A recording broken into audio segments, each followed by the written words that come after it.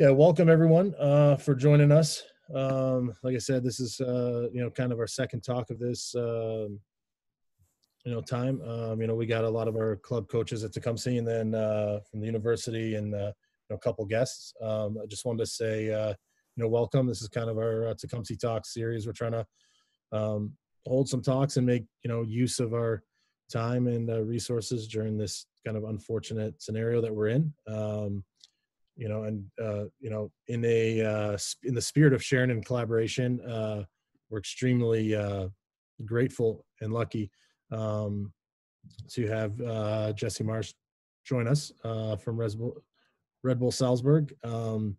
Extremely grateful of him to be giving us this time.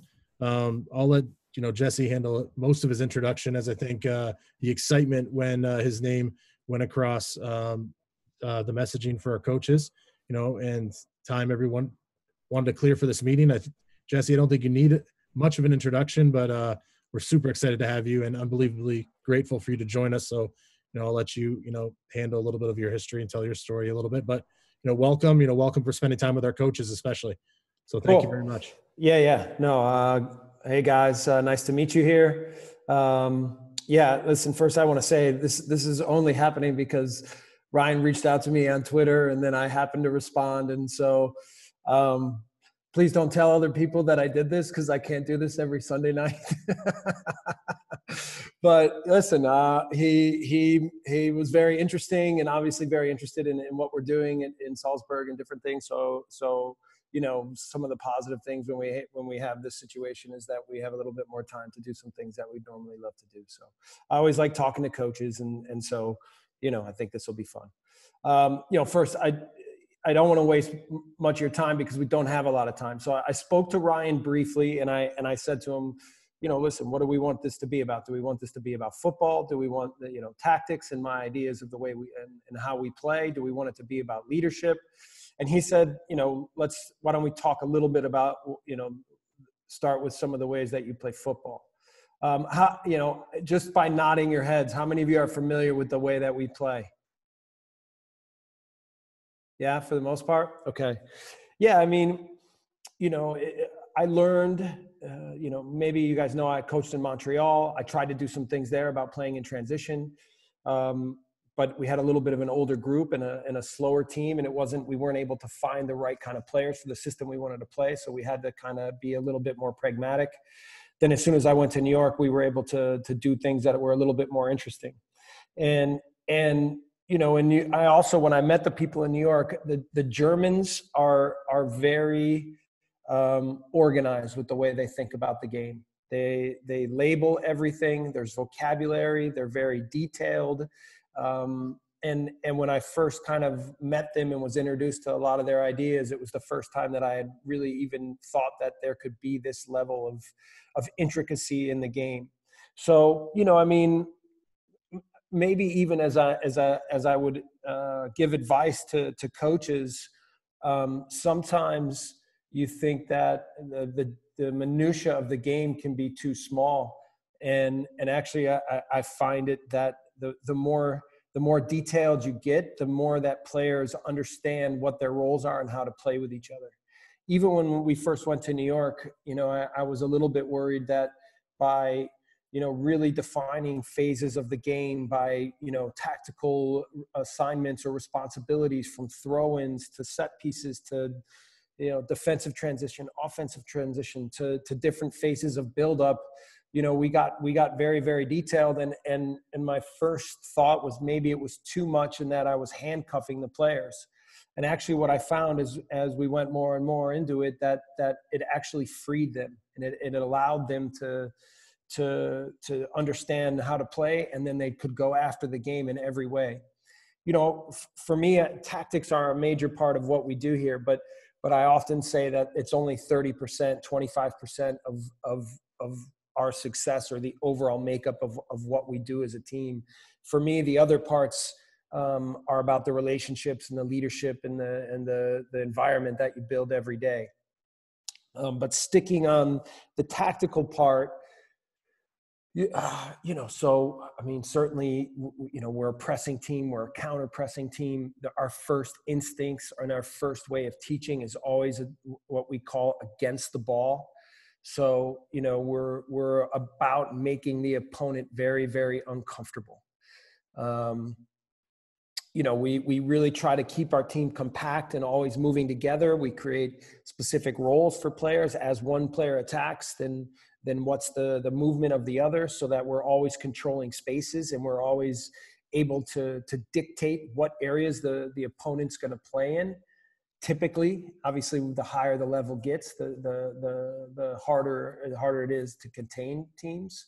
And that's why the details become more and more important. Along with the tactical details are the individual habits of each player. So, like against the ball, the first thing we do in preseason is we teach them about what we call the last step. So the term we use in German for pressing is Anlaufen. And that basically means the beginning of running. And so we teach them about, now when it's time to press the ball, about sprinting, about really attacking the ball, not just closing the player down, but really now like making what we call the last step.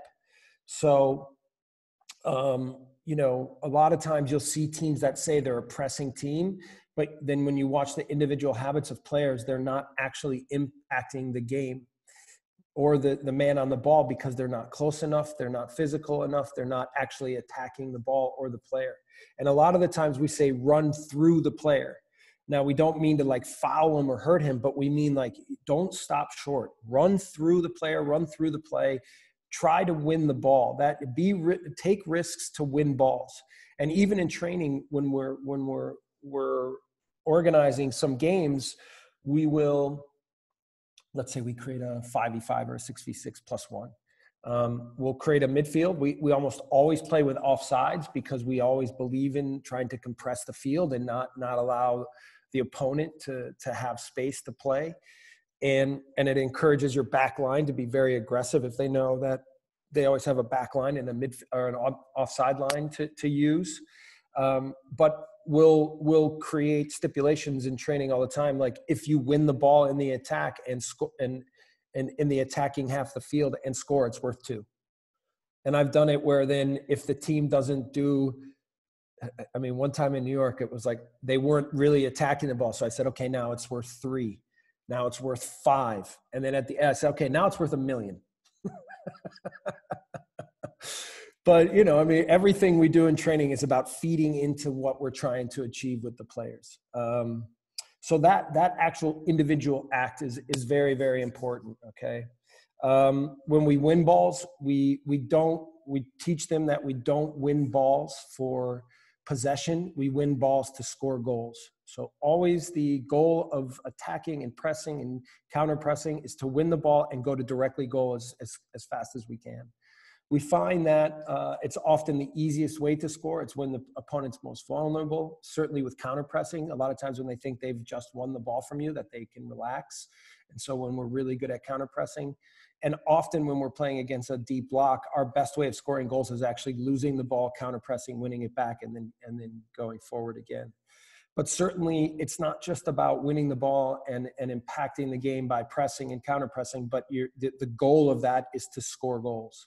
So we talk about playing forward, running forward, always having, even our tactical movements always have, when we win balls in certain parts of the field, we almost can play blind balls into the middle or to the second striker who's in a supporting position, because normally if the first striker is attacking the first center back and the other one is supporting, then normally that player is free in the middle. So we'll often play a blind ball to that player to get immediately into transition.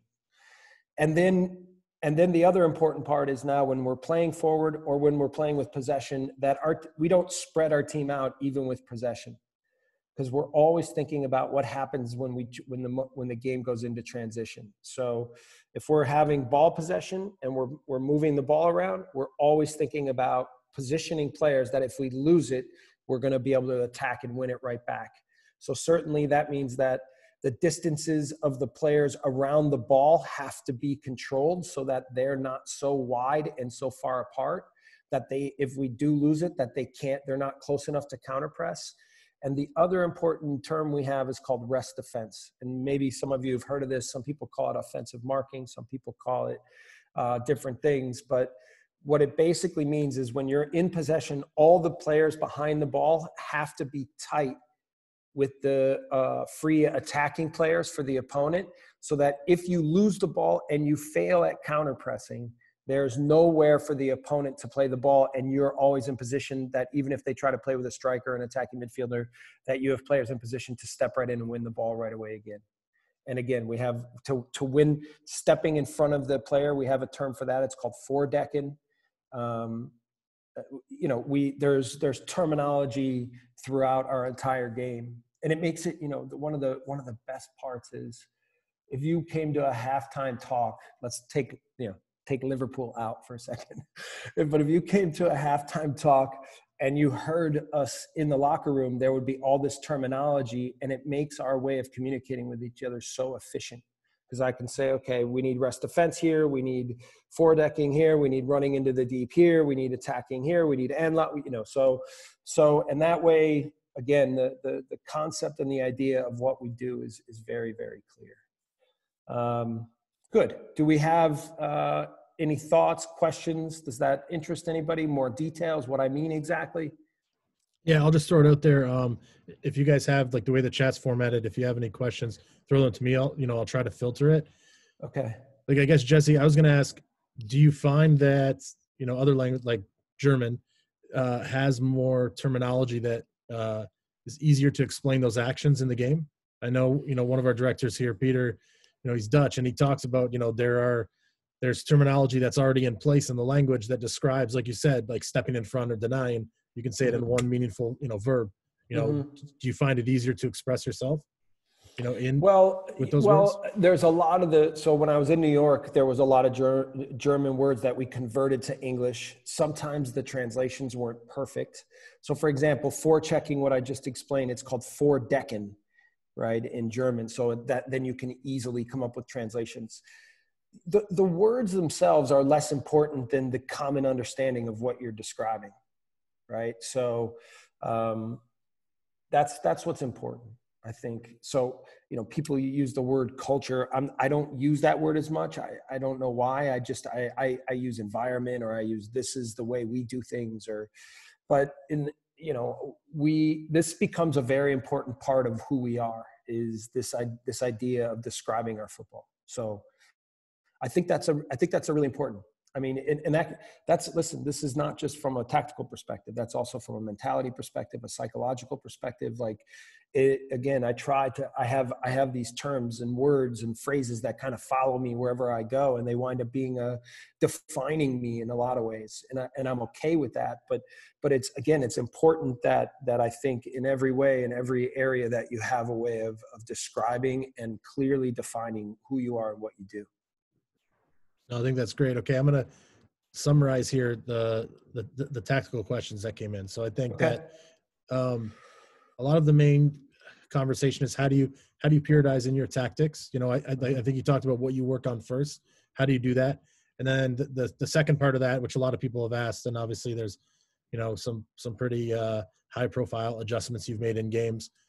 So you can choose to focus on whatever game you want. But how do you layer in that flexibility for your team tactically to make sure they're always ready to adapt? So first, in training, we have very specific methods. We often play rondos, right? We have hundreds of rondos. And they're always with the idea that there's a lot of neutrals and there's a lot of transition and possession changes. And it's all about the reactions of what happens when you win the ball and what happens when you lose the ball. And depending on what we feel like in a game, if we feel like, our ball close to the ball, we're not doing as well with gegenpressing, counter pressing, or if we feel like away from the ball, we're not closing, or if we feel like we're not making the last step, or if we feel like our immediate, then we have ideas of, okay, this is the exercises that we use for that, and we need to push that a little bit more. I've talked a lot against the ball. We still have a lot of emphasis of what we do with the ball. When I was younger, and a lot of coaches taught me that playing with the ball was about being very deliberate and very clean with your touches. And it's not that we don't appreciate technical ability here, but we also try to teach a lot of creativity, a lot of, flicks and little movements and predicting where opponents are going to be tactically, and how to use moments so that you're not just only thinking about completing passes.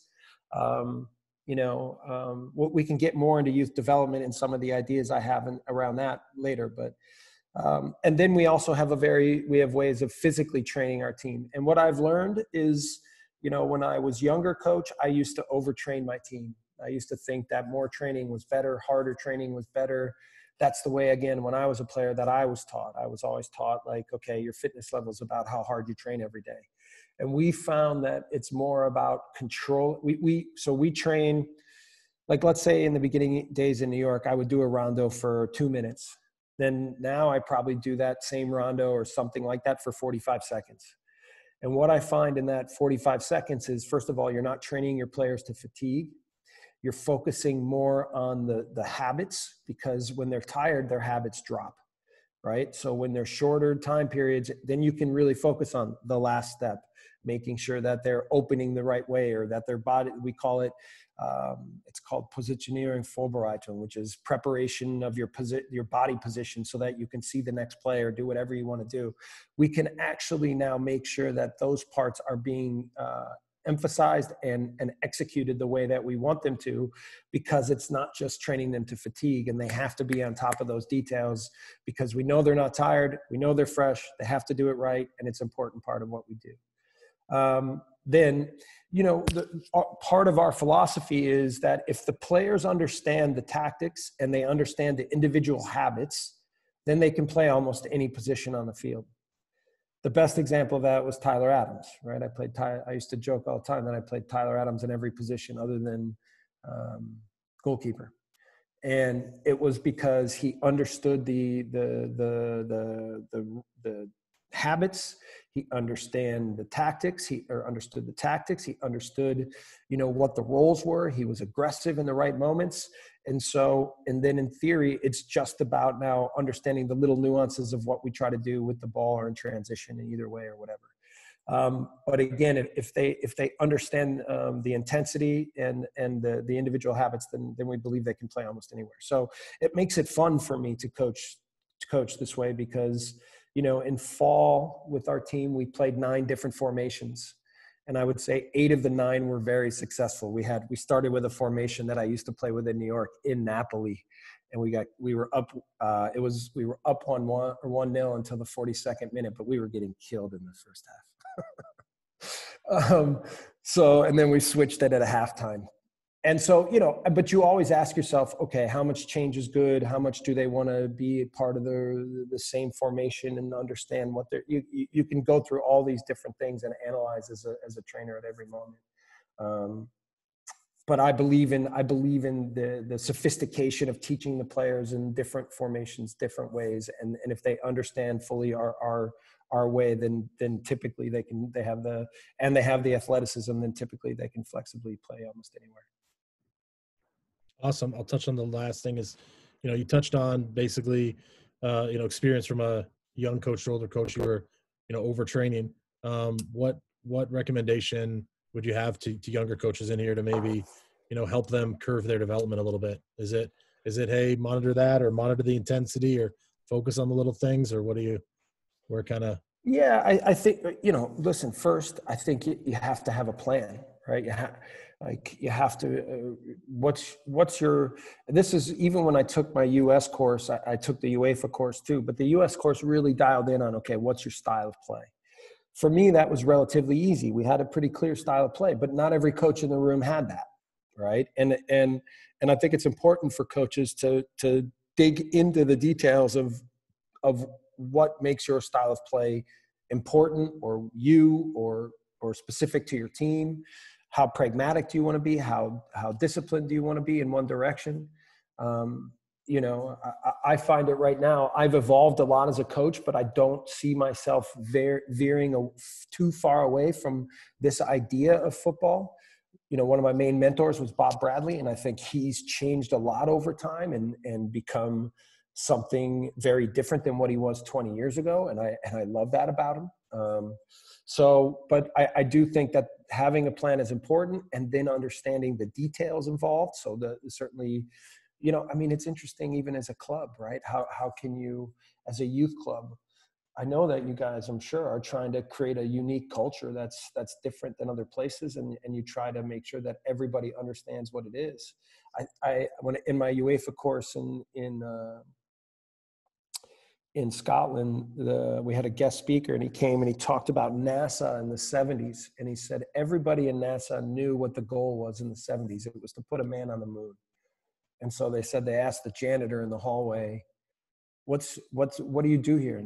And she said, I'm helping put a man on the moon. So yeah, this is why I say the details are important. The details are important. And then, certainly every day, how you train. Bob Bradley used to say, when we would run national team training session, how would he run it so that Clint Dempsey could get what he needed out of the training session the same way Michael Bradley could get what he needed out of the training session? And how do you create training sessions that I think are true to the identity of what you're trying to accomplish, or on a theme or whatever on the day, but also honor the development paths for different types of players at different and at different levels. That's always, I think, really interesting as a coach. And then the last part for me is, especially with youth players, right? The main reason that so many coaches say let the best players play an age group up is because they want to put those players in better training and better situations and more difficult situations, and force them to adapt than they can with the younger team.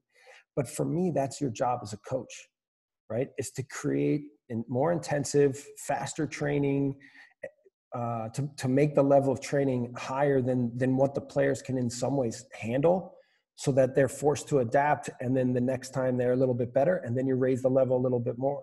It's controlled chaos. That's certainly what we do here, is we want to train at a level that's higher than any other team trains, so that when we play in the games, we're used to playing at a certain level and the other team is not. And clearly that's something that we're good at.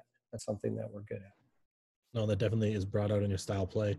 Yeah. I think kind of the last one before we, to kind of segue into the leadership and let you put a cap on this is, a lot of questions are coming. How much of the adjustments are, that you make are influenced by information given to you by the players? How do you handle that? And can you maybe go into a little bit about what your, in-game or preparation for game relationship is with players?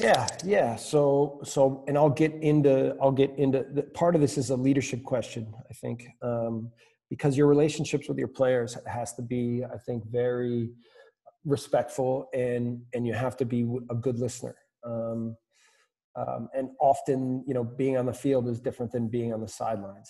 But in general, we choose to play in a certain way, often based on what the opponent presents.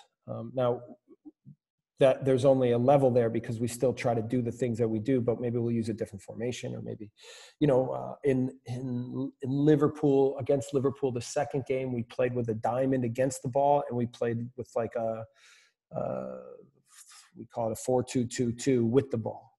We'll do that a lot, where we change what we do based on what we want to do with the ball or against the ball. But the beauty of having a way is that you can use a lot of times a tactical switch to gain advantages in certain parts of the field. And that, again, can be with or without the ball.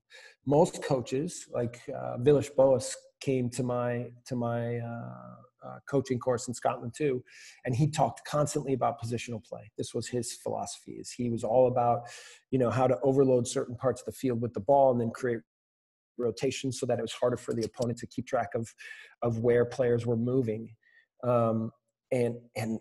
And I find that incredibly interesting, and we still try to do some things like that with the ball, but not as heavy an emphasis, because we're still focusing on what happens when we lose it. But, and the last part of that question is, every game that we go into, we have our primary formation. We have already in our heads what we'll do if we feel like we're struggling in this position or there, or if we're not gaining an advantage in certain parts of the field, then we'll already have 2 or 3 other formations in our head or ideas that we could do off the bench. And then sometimes we'll do something based on something else that we're seeing from what the opponent's giving us.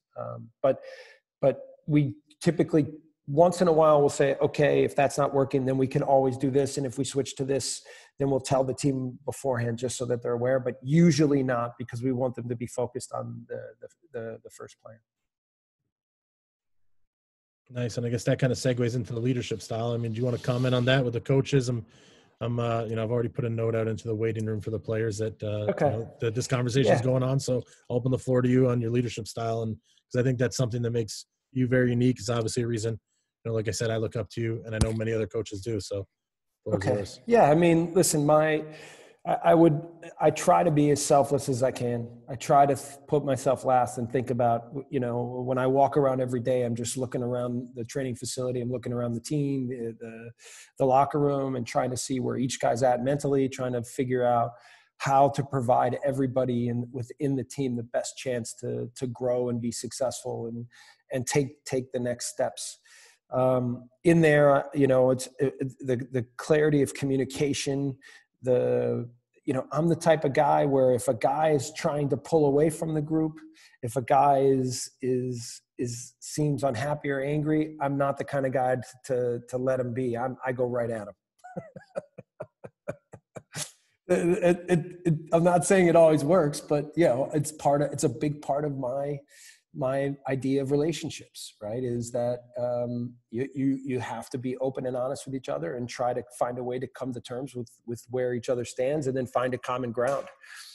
And in there, I usually built a leadership council, and players in the team that and I asked them everything from what do we want our fine system to be? How do we want to travel? How what do you think the rules need to be in the locker room? What do you think? When do you think training needs to start? When do we need to end? If we do 2 days, we do this. If we do that, and then even what do you think about video? What do you think about training? Is there things we can do more? Is there things we can do less? What do you think about? I try to get them to give their opinions on everything and include them in what we do. They know that it's not that ultimately their opinions may not always be honored, but if they feel free to be able to speak their mind, then usually what you get is a higher level of ownership. And when they feel valued, then they'll give more. It's a pretty simple, common concept, but it always gets put to the test when it's always, I say all the time, it's easy to be a good coach when everything's going well. It's your leadership gets tested when they need you, when they need solutions, when they need reasons why things are happening. They need clarity as to what the next steps are. And that's often your job. But certainly the more that I can get out of them, and the more that I can get them to give everything to each other and create that selfless feeling within the team, then you just see the group grow and blossom. And it's a beautiful thing, right? So yeah, I spend a lot of time with individual. I mean, we have young guys. I mean, I've spent the last 3 weeks, I've called our young guys that live alone, that are from Africa or from France or wherever. I've called them, every other day to check in on them, see how they're doing, and just to make sure that they don't feel alone and that they still feel connected. So, you have to care about it. I mean, I had coaches that I played for that I just didn't feel like cared about relationships, that cared about me, and then the coaches that I felt like I'd kill for them, right? And then, if they actually listened to some of the things I had to say, forget it, right? So that's at the core of trying to create that. And listen, in Europe here, and for some of you who are from Europe or who have friends or played here or whatever, it's sink or swim. Right? It's not about flexibility. It's not about personal relationships and investment in personal relationships. It's about winning. And my whole idea of coming here was to see if I could ambition is part of it. You can all understand that, but it was more to see if my idea of relationships and leadership can function in the most competitive, world in our sport. And so, the initial feedback has been fantastic. And like you'd imagine, people are almost the same everywhere you go. what has it been like? I think the question I've got, even when I sent this out from coaches, and I know you get asked this a lot, but what has it been like as somebody from North America, in that environment, climbing the ranks the way you have? Has there been something you felt you've had to overcome? Well, to be honest, I haven't felt. I mean, one thing is I came from Red Bull, and I'd been around a little bit before, so they know who I was. I've learned German, so that was a massive part to show that I care, to show that I'm willing to adapt.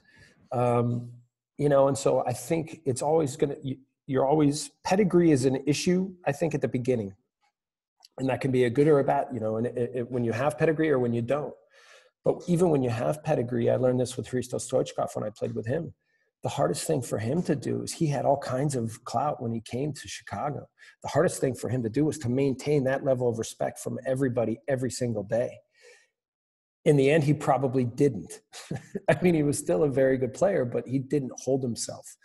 When I coach Alessandro Nesta, he held himself to a very high level, but he was later in his career, couldn't play quite to the level that he used to. But in terms of the way he interacted with the team every day, I think people only gained more respect of him. And that's, in the end, when you walk in the door, there's perception of who you are. And then when you get to work, then that's when you really define what the whole experience is going to be about. Oh, that's awesome. And thank you for that. And yeah, the messages are flooding in just basically to make sure that from a coaching standpoint, and we have, like I said, coach from within our club, guests and friend of ours, and and we even have some some staff come on from around Ontario, and pure university coaches. Just thank you so much for giving this time. Yeah. I'm sorry we don't have more to look at some video or stuff like that, but I mean, who knows? Maybe we can always do this again sometime. So yeah. No, that'd be great. So I'm going to go in. I'm just going to go ahead and mute it, and then I'll bring in. We have, like I said, about 100 players or so, waiting, and I'll bring them in, and then I'll reintroduce, and and then go from there. Awesome. Okay. Thank you. Good.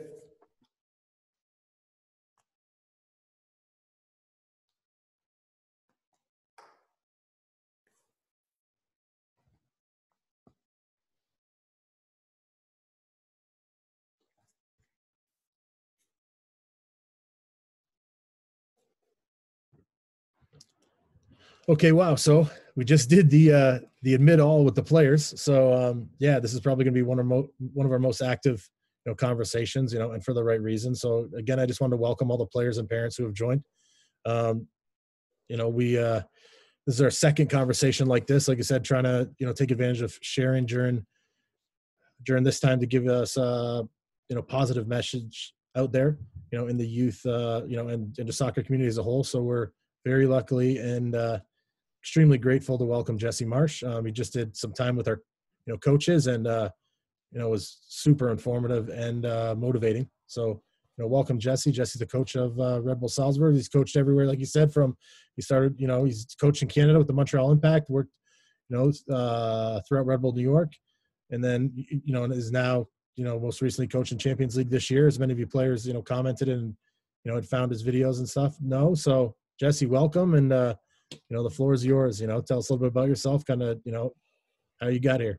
Good. Yeah. Thanks for having me, Ryan. And I said this a little bit to the coaches, but Ryan reached out to me on Twitter, kind of out of nowhere. We had never met or anything, and luckily we made a little connection, and he seemed interesting enough that we'd spend a little time together. So good stuff, Ryan. I mean, listen, I'll just take you a little bit through my world growing up. I'm from Racine, Wisconsin.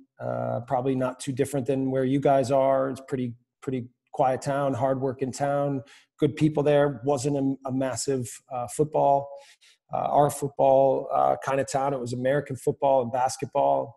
And I played those sports. I played a lot of sports growing up, but I always gravitated toward soccer, and it was something that was fun for me. It came natural. I had good coaches. But it was really at the infancy of youth soccer in America, and certainly in my hometown. And I kind of just climbed the ranks a little bit because I don't know, I just kept getting better and better in the levels I was introduced to. I was able to adapt. But I will say this, I was the kind of kid that was in the backyard a lot. My dad was nice enough to buy a makeshift goal for us. And so I was back there with my brother all the time. And we were doing everything from the NASL shootouts back in the day that actually I wound up being a guy who took MLS shootouts in the early days, to then in the winters, knocking balls against the wall in the basement and just always had a ball. And I think that was a major part of my overall development. And certainly I had a love for the game, and that was a lot due to the kind of coaches I had, and the way they supported me and believed in me. And then parents that like you guys probably have that drive you to the ends of the earth to play football. I've coached, so I played 14 years professionally, and I started coaching probably about 5 years after I played and taking my coaching licenses and all that kind of stuff. Even as a pro, I loved it. I loved to play, and that was always at the base of what I was about. But I also love to win, and for me, winning was certainly about how good of a footballer I could be and developing every year. But it was also about developing my personality and my psychology of what it was going to be like, and certainly in the hardest moments. I think maybe that's an important thing to understand is it's part work ethic of what you do, certainly in your own time, of what you do when you're on the field, of what you do at all moments, but it's also developing your personality and maturing to understand what the best version of yourself is going to be, and what makes you special and unique, and how to make sure that you get the best out of yourself every day. So even now, one of the things I talk about with my team now, and we have a young team here in Salzburg, we had an average age in one of our league matches of just under 21 years old for the entire group on the pitch. And I tell them about emptying the tank every day. So we have a term, we say emptying the tank when they play in the game, that they run and fight and continually give everything they have to each other. But we also say that when you show up in the morning, that you come in, I don't dictate. They have to be there an hour before training. Some guys come 2 hours so they can get in the gym and work early. I don't judge guys if they come early, if they don't, if they stay late, if they don't. But I still know which guys put the real work in every day. And we say, come to work, give everything you have. We're not here to judge you. We're here to support you. We want you to be successful in every way. And that's a big key to how we're successful as a group. Give everything you have, whether it's in the weight room, with your fitness, with what you're doing on the pitch, with what you're doing in the locker room, with being in the ice tubs, whatever it is, making sure that you give everything to be the best footballer that you can be on the day, and then go home. Go home and enjoy your life, right? And do whatever you need to do to be a happy person. But when you come back again tomorrow, you empty the tank again, okay? And so I try to do that as a coach too. I've tried to make sure that that's a big part of my personality in the way that I work every day. Listen, I'm not necessarily an expert in youth development. I've coached youth, girls and boys. I was a director of coaching at a youth club in Chicago. I was a volunteer assistant at 2 different universities at different times in my career. But my expertise is in coaching professionals. But, when you see a 16, 17, 18-year-old, there's sometimes raw ability, but the things that I love the most is when I see players that have personality, and you may be you might be quiet, but when you're on the pitch, you can show personality in a lot of different ways. And I think that it's, again, how much can you throw yourself at every day? How much can you, show passion in what you do every day? And I think that that's a major part of player. I always say that accelerates the learning curve, right? And in general, as coaches, we're all trying to create a development path for every player so that the learning curve can be as steep as it possibly can. But in the end, so much of that is going to come down to the passion of the player and the desire of the player to improve. The last thing I'll say, again, without part of it not being an expert, but I did learn when we moved to Germany last year. My son joined a youth club in Leipzig, and they had training 3 times a week. And one training was only technical work, right? and my son said he hated it. It was Monday nights, and they only did technical work for like an hour and 45 minutes.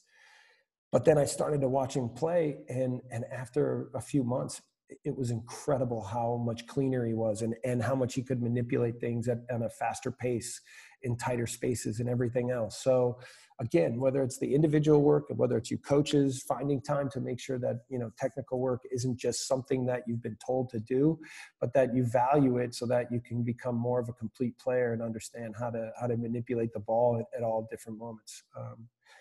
So yeah. Yeah, I think that, Okay. you know, like this side of this situation is, I think, going to test a lot of coaches, a lot of players, a lot of everything to be our best selves technically. You know, we've been working on finding ways, you know, creative ways at home. What are some of the ways that you've been working with your players, or, you know, in the academy that they've been working with their players? Is it programs? Is it group trainings? What have you guys been doing? So, I mean, you know, I talked about, so my kids all play. They're not, you know, my youngest son's probably the best.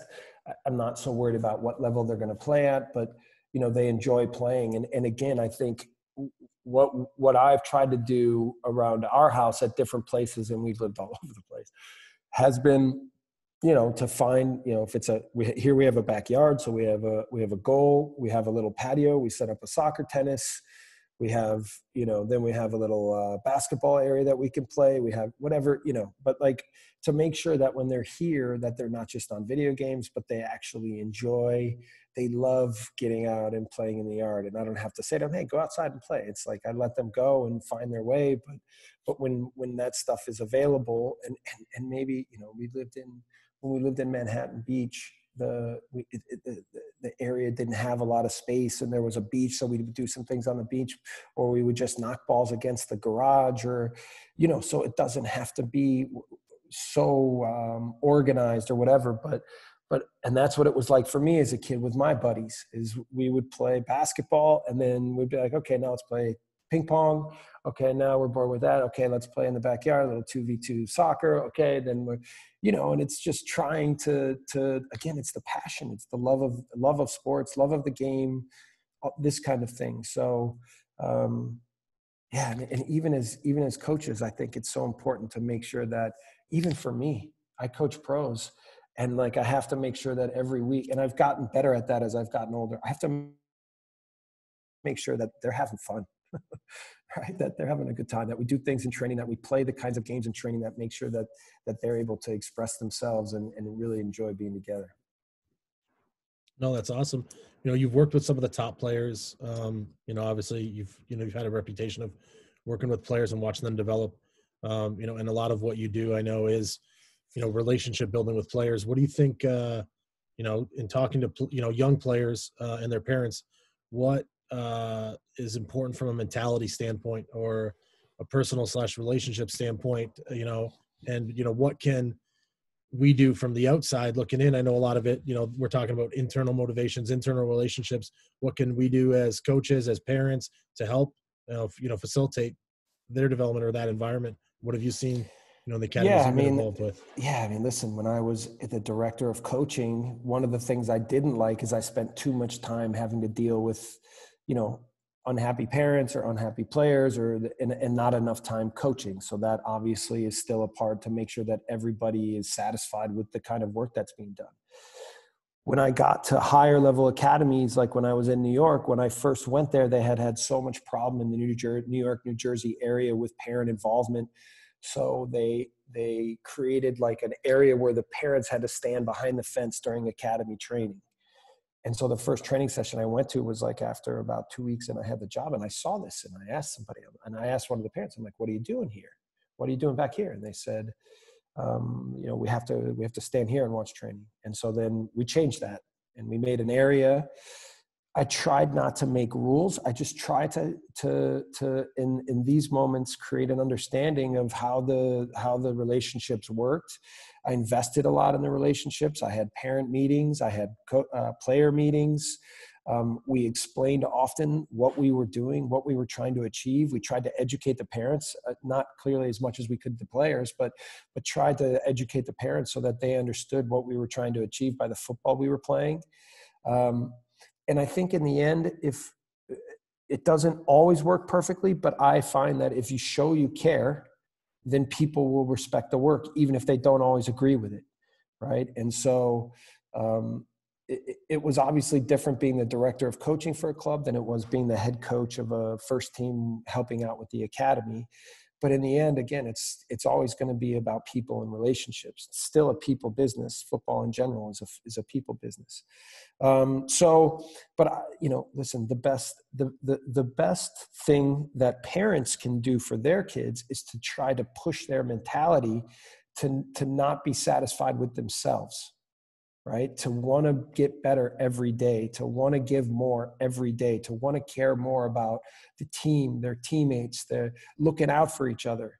Like one of the two players that for me stood out the moment I met them were Tyler Adams and Erling Haaland. And clearly they were both incredibly talented, but their personalities are what made them unique. Tyler Adams was 15 years old when he joined the New York Red Bulls, and he was like a man among boys at 15 years old. And it wasn't just by the way he played; it was by the way he treated people, by the ways he enjoyed being in the group, by the way that he fought for his teammates, by the way he fought to win every day. And Erling Haaland, I had to tell him in games to take penalties because he kept giving the ball away to other people because he wanted other people to score goals so that they could feel positive. And I finally had to say, okay, now you have to take the penalties. But again, these are qualities that, okay, maybe their parents talked to them about these things, but again, I hope that they did, but they, players have to find it in themselves again to be the best versions of themselves and hold themselves. The first step is to hold themselves as more accountable than anyone else. No, that's, great advice. I think that's awesome. I'm gonna, obviously questions pouring in. How do you, what did you do to help, what did you consciously do to help facilitate the development of, let's say, when you have a player like that, to where you have like an unselfish player, you said like you're trying to encourage him to take penalties. And then how do you manage the team mentality? And I compare it, I think it's very comparable to youth where, soccer is a business at your level, but at a youth side, players leave all the time. So how did you manage a team that, loses two of its top talents, during the transfer window? What's that like? Well, I was describing to the coaches before we switched over that one of my main reason for going to Europe was to test my leadership style, and of course ambition's a part of it, was to see if the way that I think about people could function in Europe, and then I said, I believe that it has functioned. It's always about. You can always say the things you believe when things are easy, right? We can all be great guys when it's easy. The key is when it's really tough that you can really show what you're about and how much you care about other people and how much you care about what you consider to be the right things. So, with starting with, let's just take Tyler Adams at 15 years old, you could see that he needed different kinds of challenges than some of the other people. That he needed to be engaged in different ways. And even though he played a lot of the first year with the second team, you could just sense that he needed to play at that level and adapt and grow into being a professional.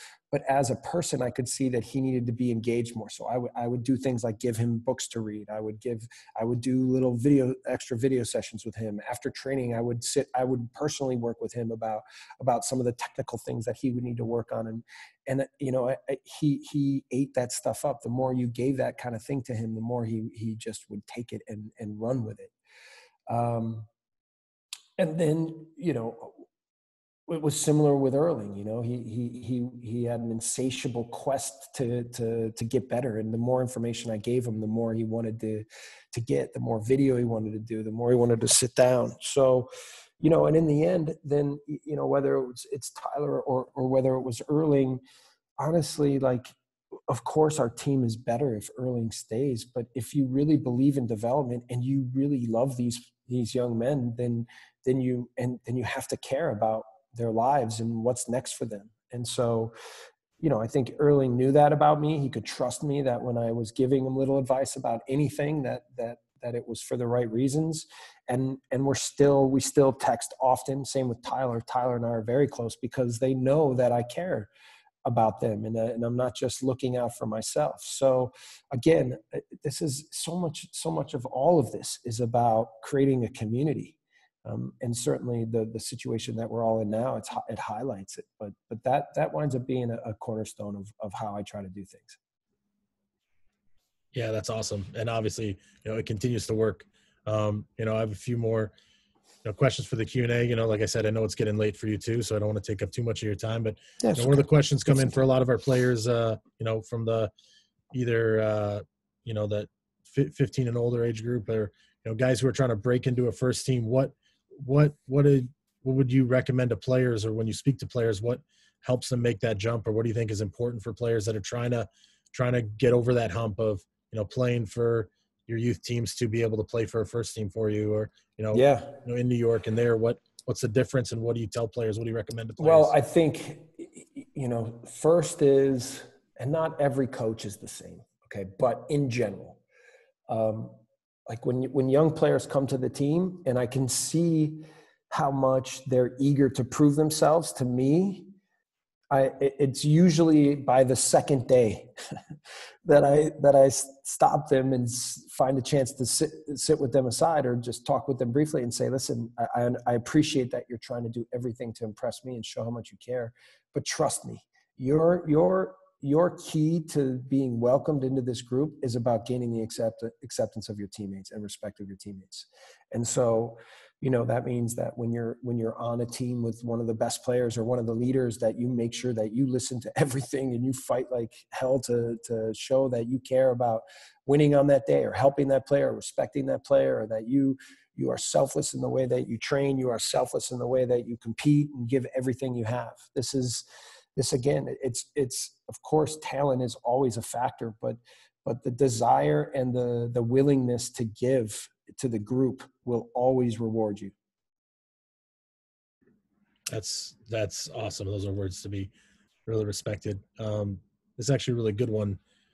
We have a lot of young players who sometimes fear gets in the way of their, them being at their best, and when I deal with young players, I try to tell them it doesn't change at any level I've coached, and maybe you can attest to it. Players are fearful at older ages. How do you help players understand or get over that fear, and how do you help show them that failure is part of the process along the way? Yeah, you're absolutely right. So fearlessness is key, right? Fearlessness is key. We all have the feeling. When I moved here to Salzburg, the day before I came, it's wondering, okay, how will they accept me? What will they think? What will they believe in the things I believe in? Will I be able to impart my leadership skills and my way of football? And in the end, it comes down to the work often. In New York, the last phrase I had before they would go out to the pitch for a game was, "Fortune favors the bold."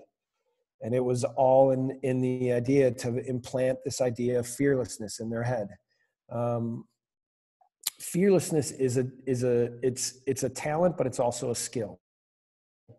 And you have to put fearlessness to test almost every day with what you do. I talk to my kids about that. When you it's the first day of school. It's my sons are now old enough to think about girls. It's about talking to girls at school. It's about everything that they do, right? And certainly when they play football, it's very similar. But it's about taking risks. It's about putting yourself out there. It's about going for it. Right. And usually in the end, even if you fail, but you feel like you really went for it, it's a success. And I will say this, before we played Liverpool in Liverpool, all I talked to the team about was being fearless, and that we were prepared, and that they should go for it. And the result doesn't matter. And of course, they stepped on the field. It's Anfield. We trained at Anfield the day before. I tried every mental and psychological trick I could to get them to relax and enjoy the moment and look around. But then, you walk out on the pitch, the whole stadium singing, and they play the Champions League anthem, and you have to line up against the best team in the world. And then you go down 3-0, right? And so in the end, the halftime talk I had with them was so much about now making, who cares? Like, come on. Like, we came here to be the best version of ourselves. We came here to give our absolute best, and we don't care what happens, but for sure we have to represent ourselves by knowing, when we walk away from this experience, by knowing that we went after it. And in the end, we wound up losing the game 4-3, but I think in the manner in which we lost, I don't think I've ever gotten more people to congratulate me on any game that I've ever been a part of as a player, as a coach, or anything, about how great it was, how great the team played, how they committed to it, and we lost. So again, this is, life is, you're right about making mistakes and learning from them. You're not going to win every game. Not every moment you step on the pitch, or not every experience you have in life is going to be a success, but you have to give your best. You have to believe in yourself, and you have to learn from the moments that maybe you weren't able to meet your standard, and then make sure that next time that you do everything you can to make sure that you're able to find that. Awesome. Yeah, there's just so many nuggets you're dropping here, and I'm going to have to watch this over, a few times to try to get all the knowledge out of it. What, I guess one more question, and then, I'll let you close it up, but what, you've gone on and talked about soccer in North America, in the US, more particularly, what do you think, or do you think we're on our way to closing the gap, or what do you think it's going to take from players to get noticed and get, close the gap that a lot of people talk about between, world standards of football? So I can, I know a little bit about Canada from being in Montreal, and then having a little bit of an understanding of the landscape there and in Canada in general, but I can certainly speak better about the US. I mean, listen, I'm really proud of so much of the progress that's been made in our country. From youth academies to the professional league, to the level of players, to the interest around North America and the world for what's happening in the league right now. And, but what you understand when you come to Europe, and I knew this before, but I didn't really understand it, is, football here is culture. It's ingrained in everything they do. Kids watch it on TV. It's on every day, every night. Everyone watches all the time. And even now with everything that we're going through, I think everything that UEFA is trying to do, FIFA is trying to do, is trying to understand how football right now can be an example for the world. And that's with the charity that teams are doing right now, how we're helping out in our communities, the things to do that we're doing to show that we're leaders when things are difficult. But I think that sport in general can be a real motivator and an inspiration to finding our way back to normalcy. And I think that we're trying to figure out what that means. Does that mean playing, in empty stadiums? When can we get people to come to stadiums? When will it be safe? All of these kinds of things.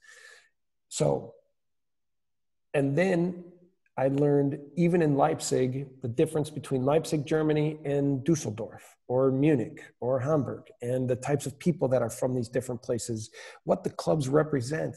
Schalke is a 120-year-old club that was created by miners, right? And started out as like a bunch of miners who started a football team, and they won a couple of leagues early on, and it was ingrained. It's the type of, that's been passed down from generation to generation. And it's really important that team plays and represents that culture with that kind of grit, right? And so it becomes such a fabric of society, these football clubs. And so we're not there yet. It's normal. And the way that I know, the way that the Americans think is like, we want to be the best in the world right now.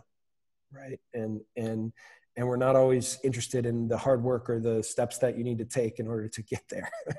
and in the moment, I feel good about the progress. I feel good about a lot of things that can be done. Of course, there's always questions about how to make it better, and how to find better leadership, and how to, what's the right next steps and everything else. But there's been a lot of progress, and I think there will continue to be a lot of progress. And certainly when you look at the league right now, it's a juggernaut for me, and from where it came from. So that part is really great. No, it definitely is. And yeah, it's good to see a lot more youth break in, and I know there's been a lot of youth graduate and be sold, as well, I wonder if they're ever going to bring back that MLS shootout, though. Like I said, I didn't know that. I didn't know that you took one. I might have to come out of retirement. I didn't know that you took one of those. That's great. So, yeah. So Jesse, before we go, I'll kind of, give you a last bit. If you have any lasting words for everyone, and then, I'll say thank yous after. But, do you have any, a message for this? Like I said, we're so thankful. So, yeah. No, listen, I'm glad you reached out. I hope that this was valuable for everyone. I hope that if you could walk away from one impression, it's the passion that I have, not just for football, but for life. Right. And I mean, we've moved with my family, we've moved around, we were in Montreal, we moved from coast to coast, we moved to another continent. We've done it all with the idea of experiencing new things and growing and learning and trying and failing.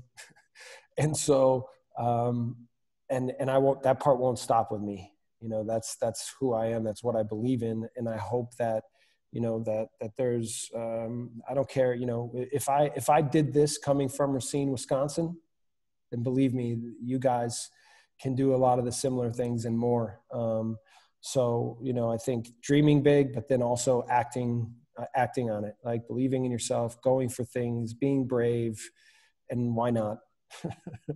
So, again, thank you for having me. I think this was really cool. I'm glad that I don't always get the chance to do this, to find the time to speak, but I care about coaches. I care about the youth game. I enjoy always the common culture that we have and the passion that we have. I mean, I'm sure everybody could name a favorite European team they have, and hopefully a few of you now will say Salzburg as well. I was just going to say, I think you kind of have a few more Salzburg fans. So, make sure you tell them that when you're negotiating your next contract. Say, hey, I'm doing a worldwide publicity. Got Salzburg fans in Canada now. So, yeah, cool. Just on behalf of Tecumseh Soccer Club, everybody, and coaches from other clubs, other universities, and around Ontario and Canada, I just want to say thank you. Extremely grateful. You gave your time. I know what time it is over there. So, thank you very much. We're super lucky. You dropped so much information. Like I said, I'm going to try to go through it and unpack so much of it. So I just want to say thank you so much. We really appreciate it. We wish you all the best. Keep doing what you're doing, and you've definitely inspired a new passion in all of us. So thank you very much. Thank you for your time tonight, and for everybody here, we really appreciate it, Jesse. Awesome, Ryan. Very cool. Good luck to you guys. And now, I'll have to follow. So see what's going on. All right. Sounds good. All right. Thanks. Take care. Take care. Thanks, Take care, Ryan. everyone. Okay. Thanks, Jess. All right. Bye. Bye.